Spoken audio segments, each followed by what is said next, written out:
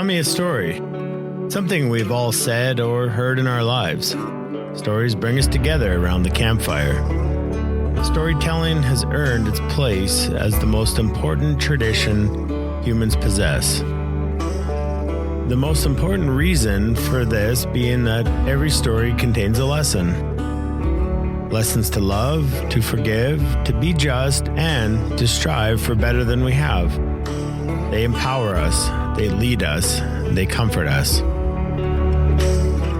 Born in Alberta, raised in the backcountry, fishing, hunting, nature, the wild, all run thick in my blood.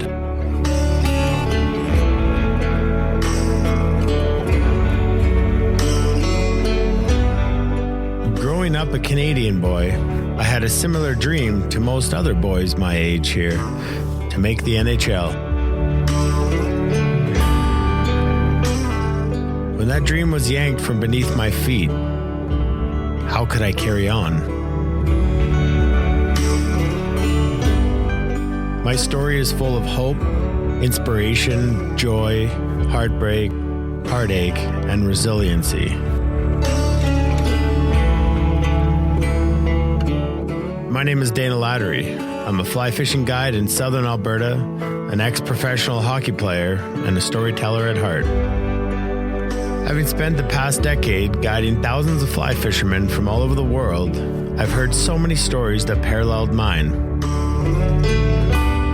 Stories of pain, brokenness, tragedy, from all different walks of life. The more time I spend with them, the more I realized that we all shared one common thread. Fly fishing saved our lives. Grab your favorite drink and join me on this journey as our story begins.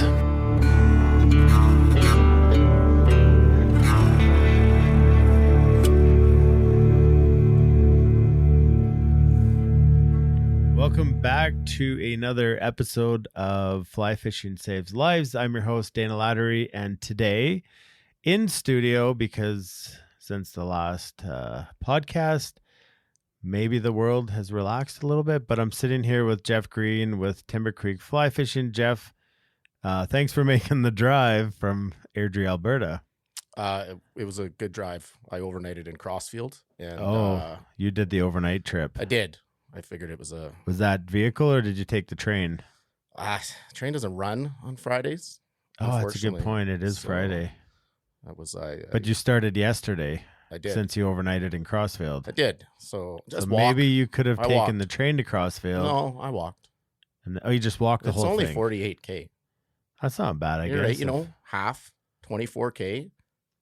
And you get a steak. I mean, you primarily are a walk and wade guide service. I am. So that would make perfect sense. It's off-season practicing. It's getting hot in here. You're already derobing. I am. All of a sudden. Well, folks, we're taking this one. It's not that kind of show. Up, it can't. It's like I told you before. This goes where it goes. I heard rumors from Cody, and yeah, things are getting warm. So, yeah, you're living in Airdrie. I am. Yes. Yep. We kind of jump to things quick here, and like I told you before, I get to know and explore your journey, just as everybody who is listening to the podcast. Just because I think it's very natural and organic that way. I did have the pleasure of meeting you through #plug Western Canadian Fly Fishing Guide School. You absolutely did have the pleasure. I did. It was my pleasure. It was. But so why don't you tell people a little bit about who Geoff is? Okay. Everyone's super comfortable talking about themselves. In accordance to fly fishing, I've been fly fishing for 26 years, all in Calgary. Moved to Alberta just in early, 26 years ago. So early. Math is tough. Early. You're 24, right? Yeah, that's right. So I've been fly fishing for that long. I love it. Brings me peace, makes me happy. I liked it so much that I figured I'd teach other people how to do it. So in 2014, I started a little company, little walk and wade business. It started off slow, didn't have many clients, but it was good. I had a good experience and I'm loving it. And been a paramedic for 18 years, transitioning out of that. So I think you're 20, you're 24. You've been in Calgary for 26 years. 40. You've been guiding for You're 5 a lovely or 6 man. years. You're a lovely man. And you've been a paramedic for 15, 16 years? 18 years. 18. Yeah. Just making sure I can do math. Can you do math? Yeah. And I'm So- 46 years old. So you're 46. Okay, 46. so there's 20 years, Yeah. roughly, that I want to know more about. Sure. So where was Geoff born, raised, and what brought you to Calgary? Cool. I was born in Ottawa. I was a military brat growing up. Moved around for about 5 years as my dad got posted all over the place. We landed in Chilliwack, BC when I was 4, and I grew up there. I spent all my life into my early 20s out there and did fishing out there because that's salmon mecca of Yeah. the world. That's what they do. It was a lot more fun when I was growing up than it is now. Still amazing fisheries out there. Yeah, then I kind of worked my way across Canada, landed in Winnipeg with a company I worked with, transferred with them out to Calgary and ended up in Calgary in 98. What'd you do in Winnipeg? I worked for a little company called Revy Home and Garden. Started with them in Vancouver, and which they've gone to Rona now? they're gone to Rona now. Yeah, I think, yeah. Rona's kind of gone. And Rona's kind of gone. So you left and it all went down. You know, hill. Things happen that way. I leave. Yeah, just Right. don't leave me. I won't, buddy. We're good. This is way too great. This is something I've been looking for my whole life. So you transferred with Revy. I did. I got out of BC and I went from North Shore, Vancouver, North Van, up in beautiful Lynn Valley, to the scenic town of Winnipeg, Manitoba. Yes, and it's warm there And all year round. Absolutely. And I'll never forget my dad. We bought a car to make the journey across Canada because the one I had at the time never would have made it across the province. Do you like to walk places? I do. It was a little far. And he said, well, we're going to have to go get you a block heater. And I said, what's that? And That's a good question. He explained to me what a block heater is. And then I have to plug in my car in the wintertime because it gets to be minus 40, if not colder. Celsius. Yeah. Which is pretty much Fahrenheit too, just for the American listeners. Yeah. And I kind of second guessed my decision to go to Winnipeg at that point because I had never experienced that and I didn't want to plug in my car. But nevertheless, the adventurer in me said, let's try it out. And I went, spent 2 years there. I was lucky enough to show up into Winnipeg right as the blizzard of the century hit, and which was followed rapidly in the spring by the flood of the century. Well, the two go hand in hand. I realized that. That caused me to wonder why they would build a city at the forks of two rivers that historically flood annually. And was it the ice jams that flooded it? Or just too much water? It's a little bit of A, a little bit of B. But bad location for Winnipeg? For anywhere. Yeah, but being in the hardware industry out there, I got to learn what a backwater valve was, and we sold crates and crates of them in the spring. And then, as winter approached, I left. I said, nope, I'm not doing this again. Peace out. My block heater doesn't work. No, I drove out to Calgary, and it was booming. Just looked for work out here. This is 98? It would have been, it would have been. So the year after I graduated. Yeah. It was a good time to be here. 5 years after I graduated. Yeah. It was a boom town. If you wanted to try a job, you tried it. If you didn't like it, you quit. You had one the next day. Yeah. Growing up in BC, we never had that luxury. I spent a year on the EI. Well, back then it was called UI, unemployment insurance. Oh, okay. Right. And they changed the name. So I was on the UI beach team for a while. I spent some time on the UI ski team in BC. It was good. It's good. It was great. Good skiing out there. Oh, wicked skiing. Funded by. Yep. But Yours truly. unemployment. Yeah, I appreciate all the people that paid for that. I didn't know I had a bit of a job. I was a ski instructor out there for a little bit. Oh, okay. Well, It was interesting. It was good. earned your keep on the hill. A little bit. Yeah, just paid to So ski for you're free. kind of letting us know about you love the outdoors. I do. I love the outdoor. I know I'm all over the map here. I'm That's trying good. to- It's my job to drive. Yeah. Your job's to just walk. Sure. You're my hitchhiker. I'll pick you up. I am. If I'm outdoors, I'm pretty happy. Yeah. So you get to Calgary. Did you fish in Winnipeg or was it just ice fishing? I did actually fish, and Winnipeg has, I think a lot of people know, some of the best lake country this country has to offer. Yeah. And the White Shell area, just an hour and a half outside of Winnipeg, is beautiful. Incredible. Grand Beach. You'd think you were in Miami at the peak of summer. And the fishing there is good. Really good walleye fishing. Miami. Well, not Miami, but close. but close. Similar but different. Yeah. Okay. Yeah. It's like wait a minute. The beach makes you feel like Miami. The fishing water. still makes you feel like you're in Canada. Okay. Does that make more sense? Yeah, I was just wondering about the frequenters of the beach. Yes. No, actually, I was pretty impressed. Pretty good. Yeah. For Winnipeg, Okay. right? A Winnipeg 7. Yeah. Yeah. Right. And then we just lost all Winnipeg viewership. Yeah. Sorry. You've made your choice. Stick with it. Yeah. Moving on. So Calgary and you're fishing. Did you jump fishing in Calgary right away? Did you say, "Wow, I've got the Bow River at its prime, and I'll never know it"? So I had friends that also moved from BC, but they stopped in Calgary because they're tradesmen, and yeah, they were. It was the place to be. It was the place to be. They were beating work off with a stick.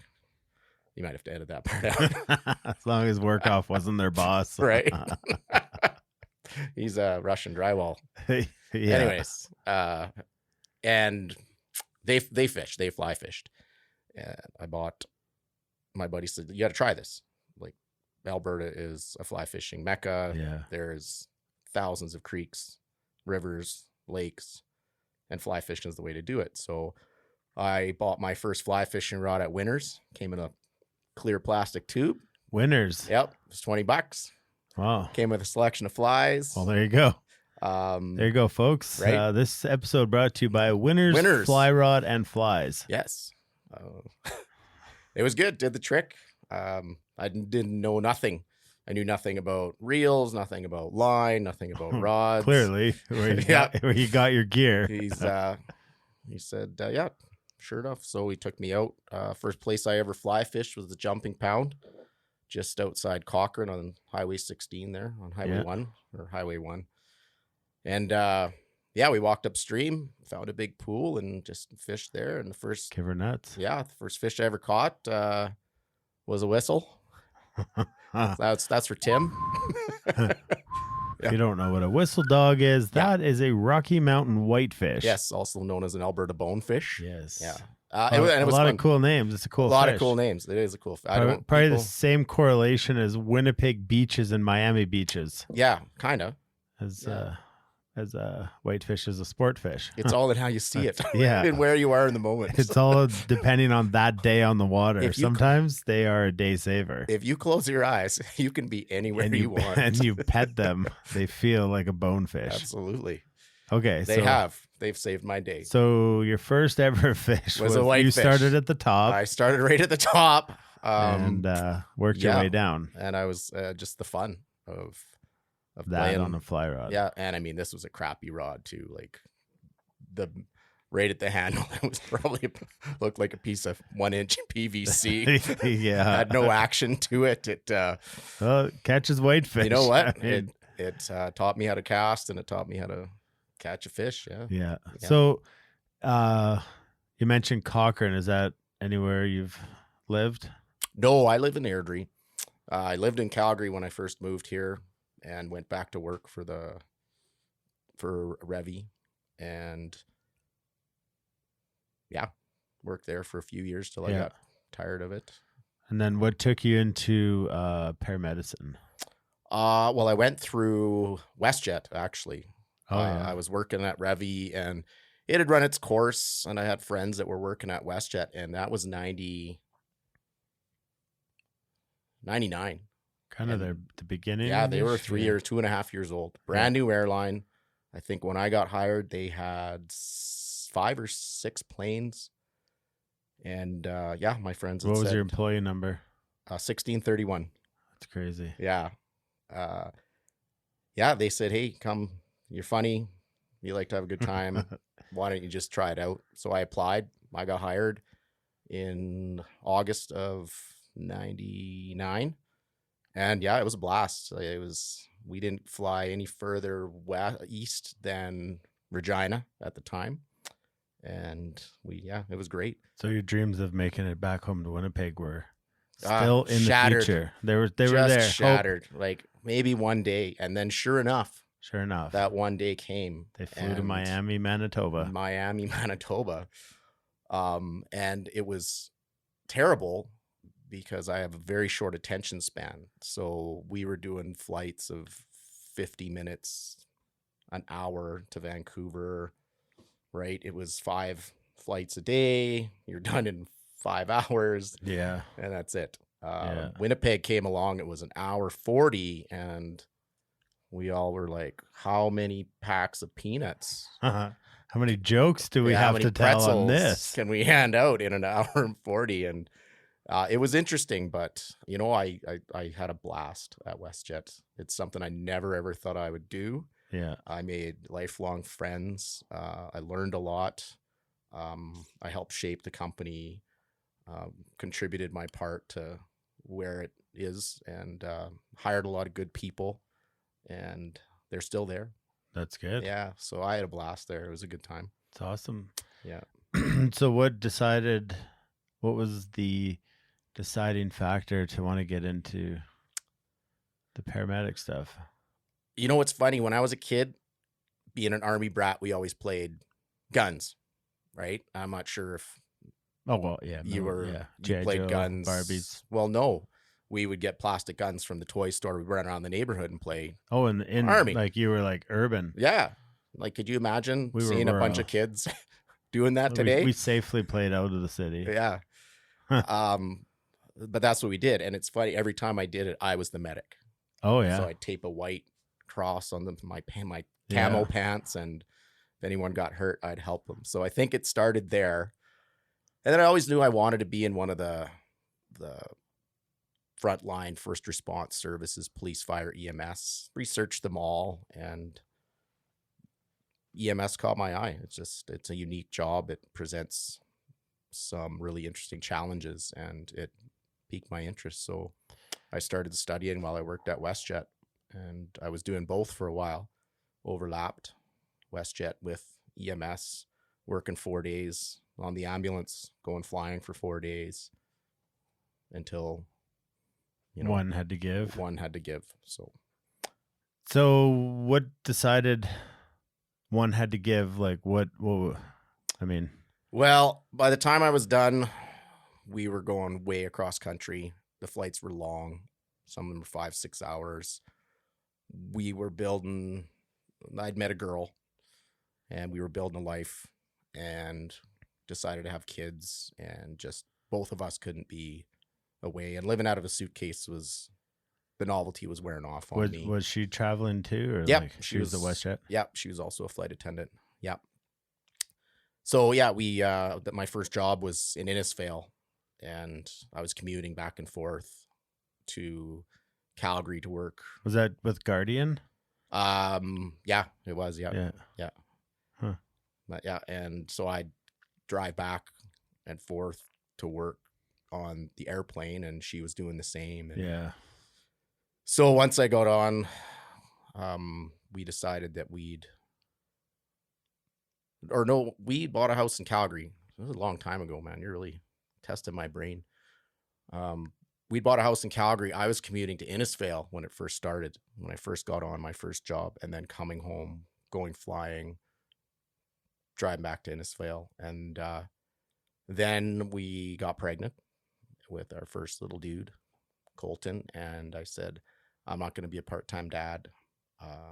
Let's move to Innisfail. And that way, at least I can be home with you guys. I'm not gone for 4 on, 4 off. So we made the move while she was pregnant, and sold a house, bought a house, did that for a few years. Yeah. And then where does that go from Innisfail? From Innisfail, I decided that I would upgrade my education and become like an advanced care paramedic. And so at the time it was EMT. Yep, I was what's called now primary or basic. Yeah, basic care paramedic. I always wanted to be the smartest guy on the truck, and it's tough to do. So I wanted to explore more. So I went to school. It was distance ed, which would have allowed me to work full time and go to school. Not all parties cooperated, and I ended up leaving Guardian and just working casually all over Alberta. I went up north, did some oil field stuff, worked in tow field, home of the Sutter boys. They built a really nice arena out there in Viking for that town. Worked out there. I was good. Made a lot of good friends out there. Gave me opportunity to study. Worked in Camrose, and then towards the end of my education, jobs came up in Calgary. So I applied and got hired full-time in 2007. I got hired full-time. That was my first, what I like to consider my first job in the big time. Yeah, because when you move to the big city, it's a different game. It's a bigger, it's different. Yeah. I was working rural my whole career, which I love, actually, and I realized that I like rural better. Yeah. It's interesting. You're way out in the back 40. Yeah. Doing some really critical stuff. But Calgary was where I learned a lot, got to hone my skills, got to be the medic on the truck. And I liked it there. I did. It was good. I worked for the city of Calgary before Alberta Health Services took it over. Yeah. So you're 2007. Yeah. 2007, we moved from Innisfail back to Airdrie. Didn't want to move back to Calgary. Didn't want to raise my kids in a big town. Yeah. So you've been in Airdrie ever since. I have. At that time when we decided, we had a newborn, our second boy. So we moved. I always pick really great times to move. Yeah. In school, working. Pregnant. Yep. Young kids. If it's difficult, let's move. Exactly. Is there really there's not time? a better, there's not an easy time to move. No. And you find out who your true friends are. You do. We hired movers this time. Yeah, that's smart. Goodness. Yeah. Smart. But that brought us back to Airdrie. So now you're paramedic in the big city. You're living close. Dreams. It's all there. Career's taking flight. Yeah. I've been doing it for 5-6 years at that point, and really starting to feel my way around, and scared shitless on a daily basis. Like I think we need to stress how big of a deal it is to get on at the time with the city of Calgary. It was huge. As a paramedic. It was. I caught it at a really good time. They had a big need for people. They were hiring. So I not even just to get on, but to get on full time right out of the gate was unheard of. Colleagues of mine would talk about doing on-call for years before they got a full-time position. So I was very, very lucky and blessed to get that and keep the rotation I wanted, the same platoon that that's a lot of my friends were still on in the province. And D-shifter for life, for all you boys out there that know. Yes, we're the bottom letter. We get it. There's a lot of nicknames I can't say on here, but I still I wear it like a badge of honor. So why you said you're transitioning out of paramedicine? I am. So there's a 16 years or 18 years, whatever. My math obviously is. Yeah, 07 to 21 is 11 since I started full time in that casually part time, full time for the first. So I know there's a lot of discussion. Maybe it's trending I don't like to use that word because it might sound condescending, but with like frontline workers and stress and PTSD. And I was an EMT for 4 years, which you probably didn't know. I did not know that. How is this not? Yeah. I mean, not that This we've is been about you today. not that we've been long life friends, Yeah. but I think we got Yeah. close enough that might have been something. And I was in came I up. was in Olds right before you came That's to how you Innisfail. knew Guardian. That's Yeah. how I knew how hard it was to get on the Calgary. Yeah.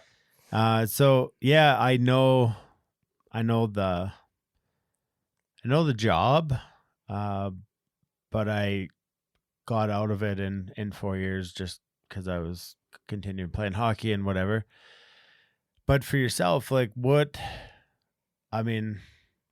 talk about as a childhood, you're running around saving your buddies with fake plastic guns, and this heroistic view of the paramedic is true in the innocence of a child, to a point at where now it's like, why aren't you? It's your dream. It's what you wanted.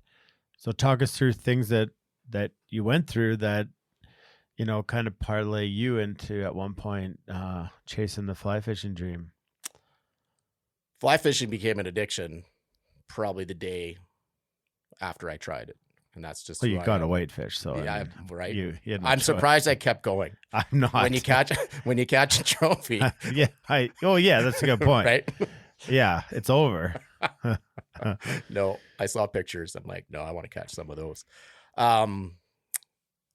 Fly fishing was as easy. It was an addiction. I fished, when I started fly fishing, the buddy that I'd started with, before kids came around, we were habitual boat fishermen out at Crawling Valley. We just go slay walleye all day. Yeah. So fishing in itself was just something that easy was always something I loved to do. It didn't matter how much money it needed to be thrown at it. I would do it because it brought me just that much joy. And yeah, it was good in the beginning when I started working in EMS. But the job takes its toll.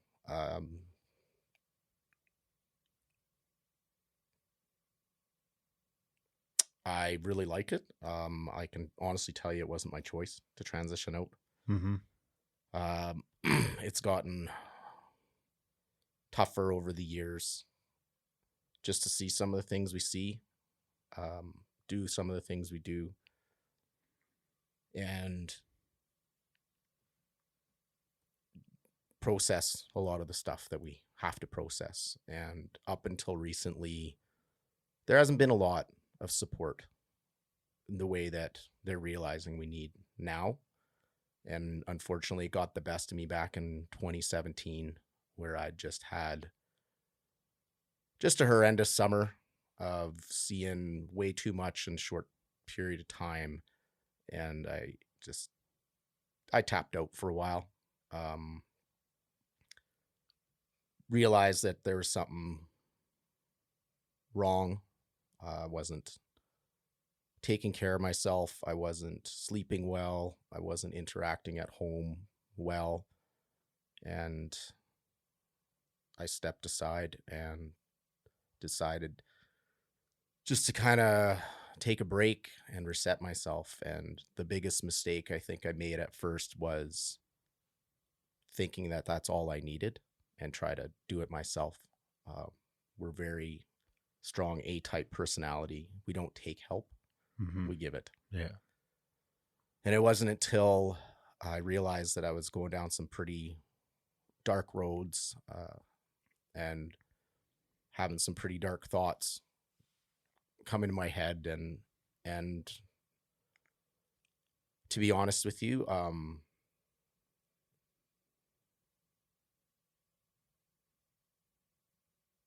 coming close to making a pretty crappy decision one night that I didn't make,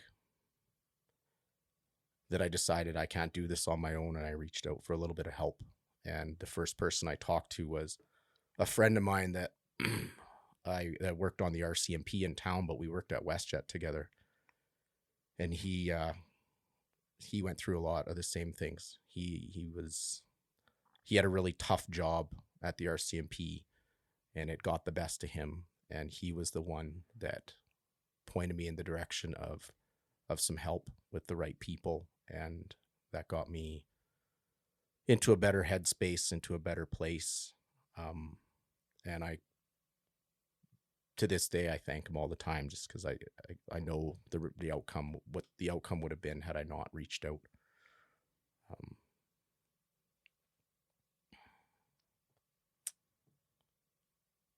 Yeah. So it's like, I don't know what to ask. Yeah, I know. And probably more so because I think it's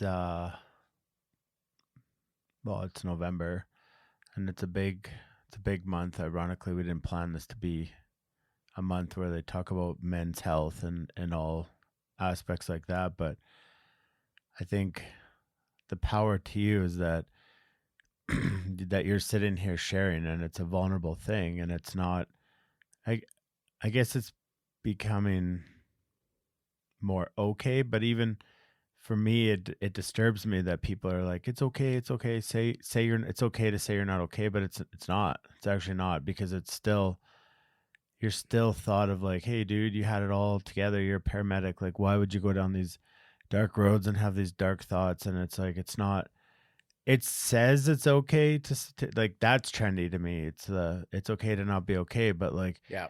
Here you are in 2017, 4 years ago, and you reach out for help, and it's like, okay, well, it's all going to be good from here, and however much you want to share over the past couple of years. But I know that you've had a very tough road. There wasn't a lot of support or help even in 2017. It was still called burnout.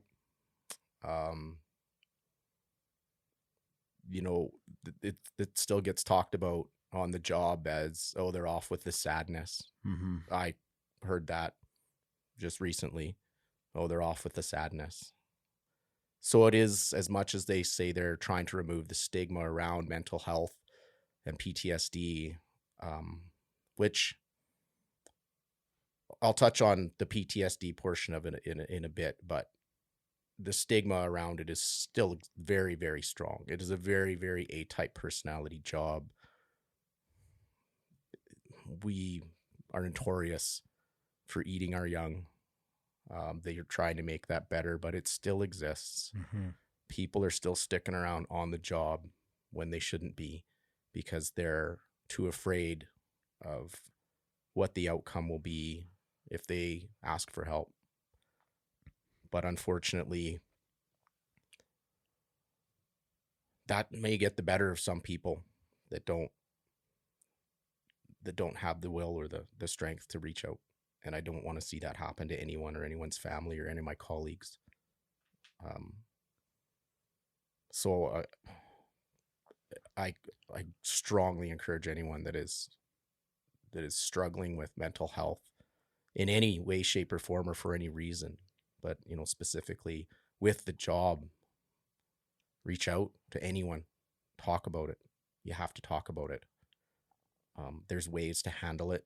There's other things you can do, and there's people that are out there that are just wanting to help you. They're not out there to make money. They want to help you. They're very specifically trained, and they understand what we do. And that's tough to find people that understand what we do. Mm-hmm. The general public doesn't understand what we do. No, you guys are the first. I always thought it was funny when we would bring someone to a hospital, and it was like, we've packaged up the situation and presented it to the first responders, whatever that is at the hospital. But it's like, you're the one who has to go and see the mess, the situation, the whatever it is, package it up somewhat, and then deliver it to the next level of care. Yeah. And then you got to go back and do it again. Maybe get a call right away. And it's just like, I don't think people, they don't know because it's not talked about. I don't know if the stories need to be shared. And maybe the answer is that it's not that the general people need to know or understand. It's that you need to know that there's people there who do understand, and they are the ones who you do need to go to talk to. That's absolutely right. I don't think the general public needs a detailed description of what it is we do. Maybe a better understanding so that we can get more public support behind us. But yeah, there are people out there, and there's more and more practitioners and psychologists that are stepping up and creating these programs and have these clinics that are so specifically based to treat the first responder. And I absolutely encourage anyone that needs help just to reach out. If you need names, you can reach me through this podcast, or just tell someone, talk to your family doctor. But I've got some pretty good names of support that will help you. I know it'll get you the help. And they're continuously increasing the level of the treatment and help that they give us, because they know that it's bad. Yeah. It's really bad. And it's not locally. This is nationwide. It's international. It's a pandemic. There is no borders for this. It is a pandemic. There's a mental health pandemic going on in EMS, fire, police, military, corrections officers that we're only just scratching the surface on. And it needs to be taken seriously. It needs to be addressed, and we need to help whoever we can help. And you're not weak when you come forward. You're not less of a person. You're not a failure. You're standing up for yourself and your family. And your family, absolutely. Yeah. Everybody wants to see you tomorrow. Yeah. Everybody. And that's all I was told, is that we just want to see you tomorrow. We want to see you better.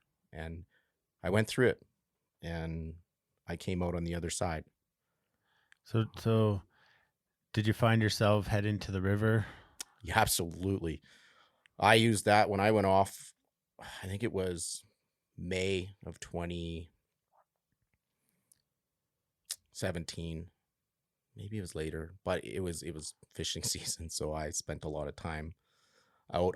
I made time for more clients, and I just focused on what I loved, focused on almost distraction techniques, but they're not. They're healing. They're healing. It's what you should focus on. The things that bring you joy, the things that make you feel whole as a person. And when you're standing next to a creek and you're teaching someone to fly fish, or you're just out there by yourself, you can let a lot of stuff go that doesn't have to be weighing heavy on your shoulders or your mind all the time. But you need the tools while you're sitting there to do that. Yeah. And that's why, it's support your escapes. Yeah. To go out there and escapes in a way of like fly fishing, and what it does, just even in a less I'm trying to think of how to say the word properly, but in a way of somebody who's not as damaged or doesn't feel they need, or they don't need as much help. That river is a place of, it's a sanctuary. It's a place that gives to you. It's a place that literally takes that stress off you. It drains it from you, and then it gives you back energy and joy. And and I don't know the answer. And it's a big reason why I started the podcast, was because over the years of guiding and hearing people say and then I went fishing, and then I went fishing, and I had to go fishing, and I had to go stand in a river. I had to hear the river. I had to hear the birds. I had to, nobody says I had to go catch a fish. They say I had to go, progressive verb of go fishing, which means to go attempt something without the result of a fish oftentimes. Yep. I mean, it's cool when it happens, but that's not so much what is the healing process of fly fishing. Do you agree? Absolutely. Yeah. It, it's honestly something that can't be explained, which is why I started guiding. Yeah. Is because I can tell you or I can show you. Yeah. And I'll never forget, I think it was my first or second clients. I always meet at the McDonald's in Airdrie, and then we go from there. So I don't have to drive into the city. And they showed up in this little Audi Q4 two-seater. And nice couple got out, and they had all the nice equipment. And they said, where are we going? I said, well, we're going out west. It's about hour 20, hour 30 out. Oh, is there cell phone service out there? I'm like, no, we'll lose cell phone service just west of Cremona. Yeah. Oh, okay. Well, I guess that's okay. And they were both lawyers, working in the big city, young, like very young. They were late 20s, maybe early 30s, and they work. That's what they did. Yeah. Like 12, 14, 16, 18 hours a day. They work, but they knew that they needed something in their lives to bring a balance. Yeah. And as we got further out west, here I am, trout bum, chilling in my truck. I got some Zeppelin on, and I'm just getting closer and closer to my happy place. And I know I'm going to show these people something and it was late. It was like August. So like all the fields were gold, and it was just a beautiful day. And I just kept looking at them, and they were looking out the windows. They're like, we've never been outside of the city. Where's all the lights? Right? The lost cell service, didn't even care. Took them out, caught a few fish, hiked up a river, little creek. It was great. They had such a good time, and they just something poured away from them. The stress, it cleansed them. You could just see. I'll never forget, the best part of that day is we stopped for lunch, and I always bring a few snacks, but I always tell people, you bring your own. I can't bring a buffet with me. They pull out a charcuterie board. They set this big spread up, like meats, cheeses, grapes, jellies. I'm like, this is amazing. I'm like, here, come. Sat with these two lawyers on the bank, just listening to the river, watching the day go by. And they were two different people when they came back. Yeah. And I knew right then and there that not only was this so amazing for my soul, but I could tell, like, I changed something in them that they were going to take with them, whether or not they got out and did it one more time, 3 more times, or none more, They will, because they will. They're not the same people that got out of the car in the morning as the people that are going to get into the car in the afternoon.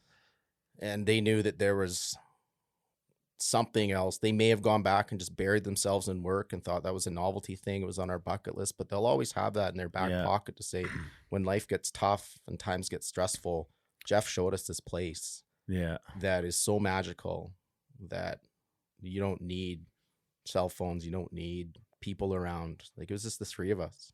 Yeah. And I'll never forget. He said to me, he's like, are there people up in the bush? I'm like, no. Like banjos? He's like, I just hear people talking in the bush. I'm like, no, that's the creek. That's the river. Yeah, and if you listen, it'll tell you whatever you want. It'll sound like whatever you want. Yep. And the sound of the wind will sound like something. Yep. But that's the beauty of it. It's almost haunting. Silence is deafening, they say. And it is. I say, because the sound of theirs, like, they've probably never experienced that before. Never. All they've ever known was the city, horns, sirens, working cells, call, phone, that constant hum that you hear when you go downtown Calgary. Yeah, it's alive, it's moving, it's a creature, but always something. But it's always moving. The river and the creek beds and the mountains are something outside of that, like I said, you can't write about it. Some have a gift to be able to do it. Try. And it brings it close. But if you don't go out and see that for yourself, and realize that that isn't just a place to be. It is something to feel and something that will change you.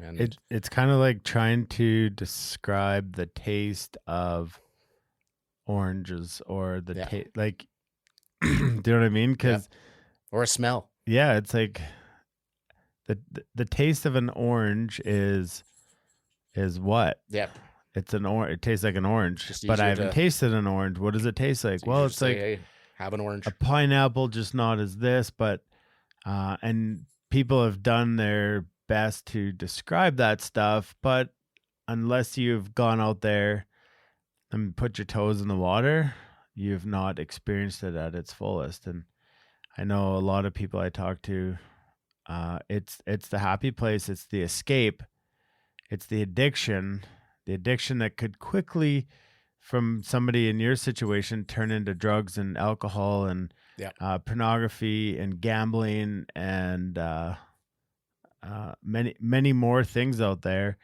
But to be able to somehow harness that and turn it into the addiction of standing in a river, I think that one wins. yeah, every time. Every time. The outdoors just wins. It doesn't matter what you're doing. Mountain biking, fishing, hunting, hiking, camping. You'll never feel more alive than you Yeah. will in the outdoors.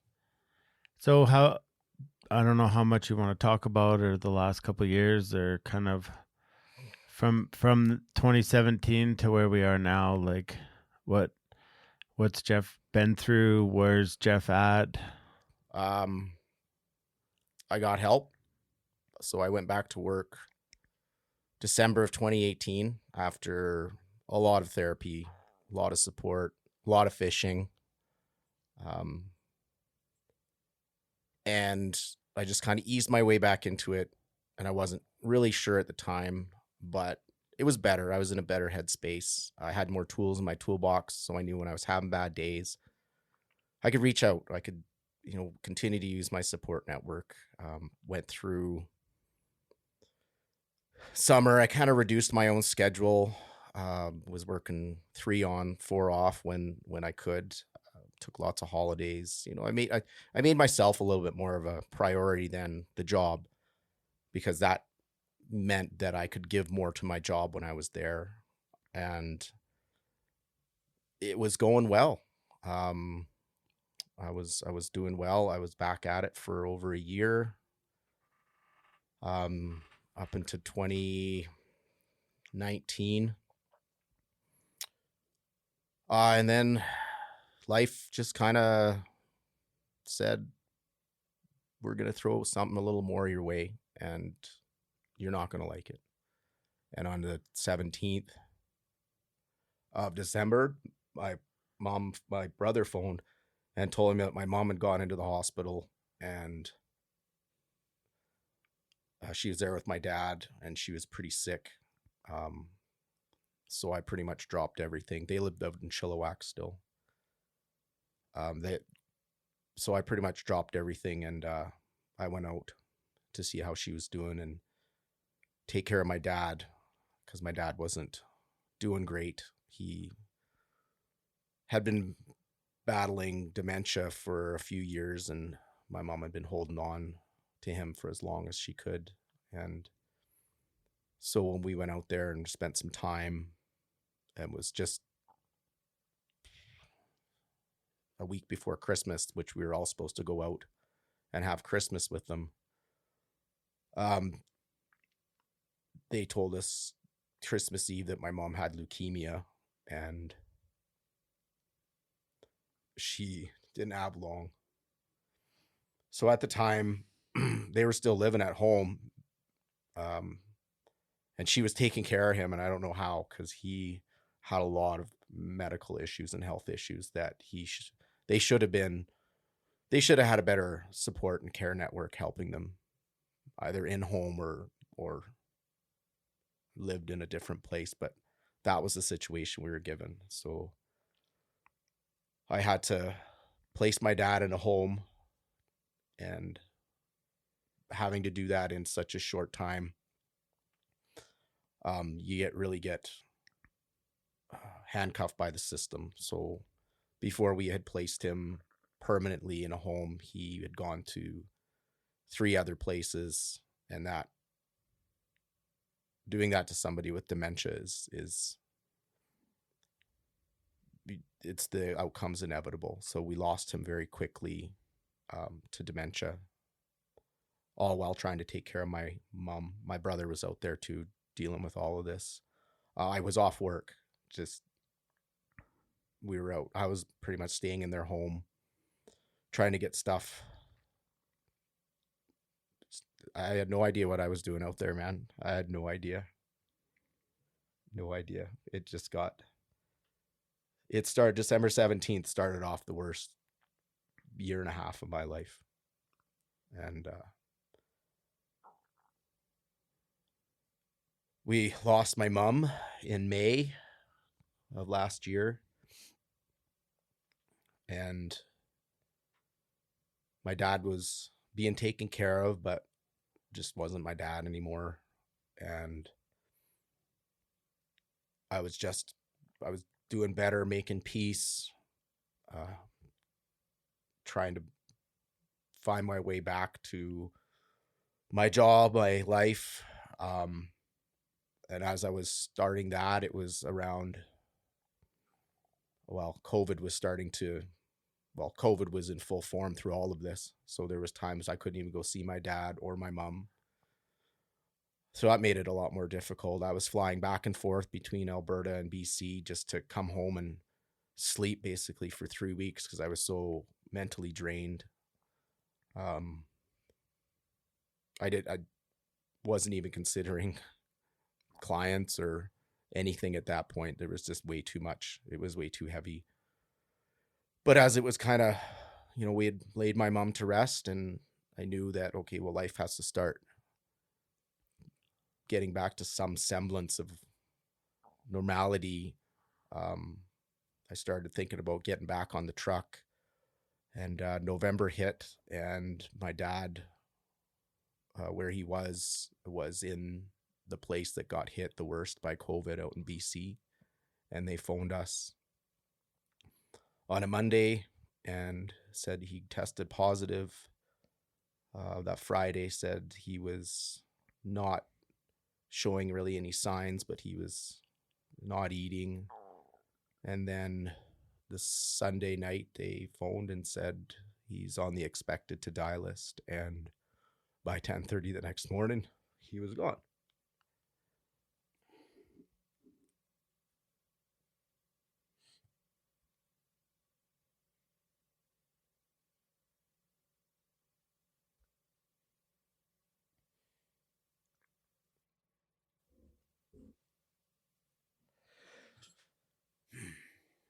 So that pretty much ended any idea of me going back to work anytime soon.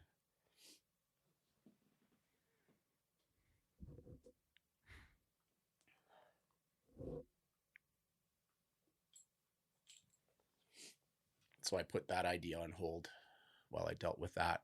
I mean, it was hard. It was the hardest thing to do in my whole entire life, was to have that to do. But, I look at it as a blessing, because even though we had lost him, I had gone to see him in October, and I had that one fleeting visit with him that I knew he knew me. He smiled at me. I still have a picture with him the last picture I got to take with him, and where he, kind of put his arm around me, and I knew he knew me in that moment. I never knew that was the last time I was going to see him. But he still always asked where my mom was and just wanted to be with her. So when that happened, it was a blessing, because it was tough to see a great man like that in there. He was a 47-year military veteran, and I couldn't have been more proud of him. And my mom took such great care of him. I couldn't be more proud of her. But I think the best part, if there is any best part, is just knowing that they got to be together again. And as much as they tell me it's COVID, I always like to believe that he just decided he was done and he was going to go be with her. If no one was going to tell her or take him to her, he was going to take himself. So, I think the grass in here is yeah, the grass is, I walked through some long grass on the way in here, Dana, and I told you not to don't touch stay the away grass. from the grass. But I'll tell you, you know, just on the lighter side of all of that, if there is one, when we started to place my dad in a home, all of them told us, we're like, look, he's going to try and get out. That's all he wants to do. He wants to get out. He wants to go find my mom. This is tough on him. Oh no, these places are inescapable. I will tell you 100% fact, Dana, every place we put him in, he got out. He got out. He spent his days sitting at the front door and just waiting for his opportunity. And he got out at all three. Thank goodness they found him. But that man, that crafty man, got out because he was so dedicated to find your mom, to finding my mom. That yeah. So I think about him all the time, but it was a tough year, and it was a lot of sadness. And unfortunately, my job includes sadness as a regular basis, and I took some more time off and just kept, I mean, that was last November. And then just in the spring, I started to try and figure out how to get back to work, and through working with my psychologist and my family doctors and just knowing the state of, you know, healthcare these days, the decision, it wasn't made for me. I made it. My support network were very upfront with me and said, look, like, it's not going to happen, Geoff. Like, it's not good for you. But it's up to you. You know, we will support you in whatever you want, but this is our recommendation. You've been off a long time. Statistically, you meet a 5% of people that'll go back into that job after doing it for so long and then just having to endure what you did. And I struggled so hard with that, Dana. I struggled so hard with that I felt like something was being ripped away from me, and I didn't think it was fair. I already had like 2 people ripped away from me, and now I felt my job was being ripped away from me, my career, my passion to help people. And it was a tough decision, but I had to come to the realization that, you know, my mental health, my physical health, like just staying alive is more important than forcing myself to go back, because I keep telling myself, well, I'm a failure, I'm a quitter, I'm not good enough. It took a long time for me to wrap my head around the fact and kind of kick myself in the ass and say, you know what, man, you're not a quitter, you're not a failure. You've done your part. You've given what you can. Do you ever, I always talk about reframing, and it's like to say that you feel like a quitter for quitting the job, but maybe you say, I'm not a quitter because I didn't quit on me. And not quitting on me means I don't go back there. It's nothing to do with quitting that job, but in the reframe of it, it's like, no, you're the champion who didn't give up on you, because you are what matters, and you're not quitting anything. You're especially not quitting on you, because what you've just sat here and laid out for us in the last half an hour, I don't know a small percentage of people, like, and I'm talking like small, would get through that and be where you are. And I know there's still struggles, and there's life still throwing some curveballs. But I know getting to meet you at guide school this spring, and the curveballs the guide school was throwing with COVID and stuff, and it's like I'm a better person because I know you, and I get to spend time with you. And I know just on our day in July on the river and stuff with Chaz, like one of, if not my most favorite day in the entire summer, just because you're contagious to be around. You are, and it's fun. And I know people are going to, you know, we try to talk about what does the taste of orange taste like, but I mean, that's kind of like describing Geoff. Like, you just got to spend time with him to know that your sense of humor is contagious, your personality is contagious, and I think you're a freaking champion. That you've what you've gone through, what you've sat here and just laid out for us. It's like you're a rock star, man. Thanks. I appreciate that. I don't take kudos very well, but I appreciate that. I'm getting better. Yeah. And the grass is getting longer.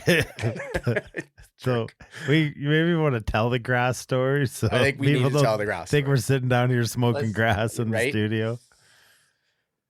We'll keep it short and sweet. Yeah. In certain peak months of the summer along the Bow River and most of Alberta, might have been July 7th or it might have been, yeah. The grass grows very, very tall, and it's full of pollen and bad pollen. So the directions were the directions are fairly simple. Like, don't stay away from walk the grass. In the grass on the bow. While we were parked on shore and Dana and Chaz were off catching a fish, I had seen this monster slurp and we were from going a back channel, and they were ignoring it. So I thought, I'm going to go catch that fish because I'll show these guys.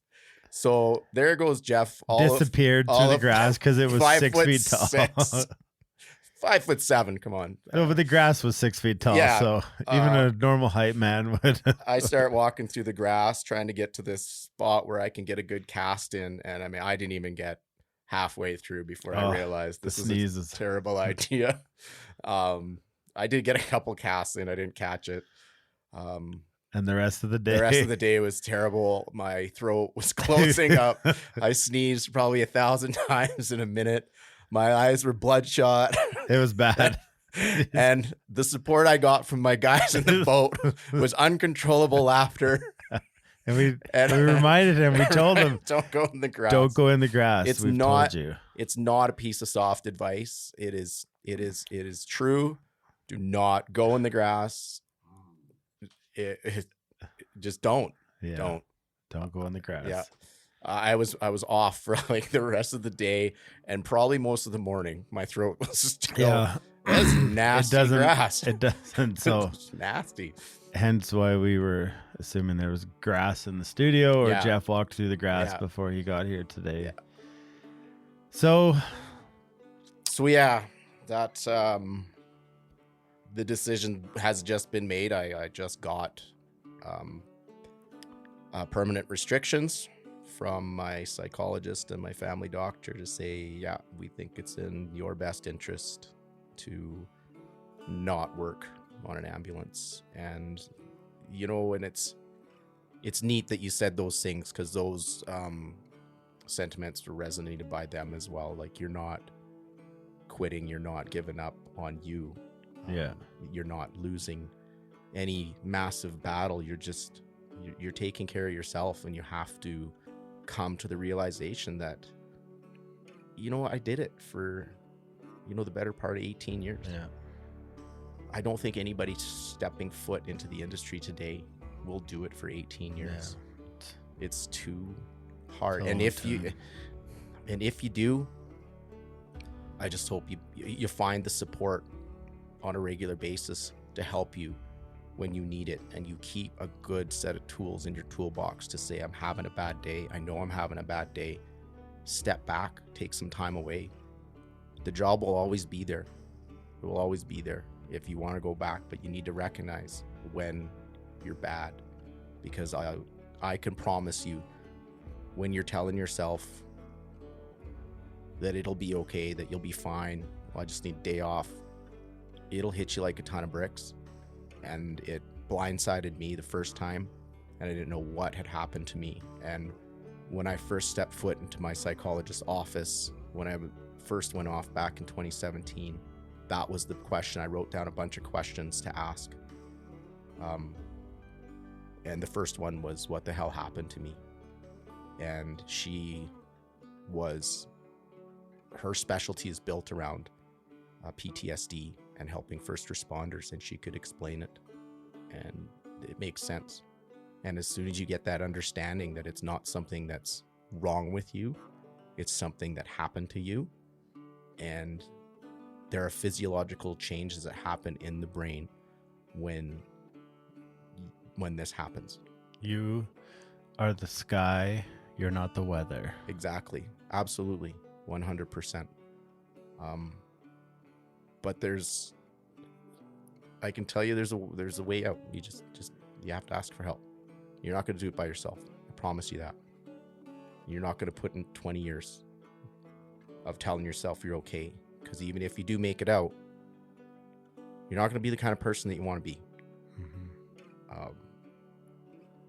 You got to become the person that you were when you went in. And that's who I'm starting to find again. That's what fishing's done to me. That's what my friends have done for me. My family has been very supportive.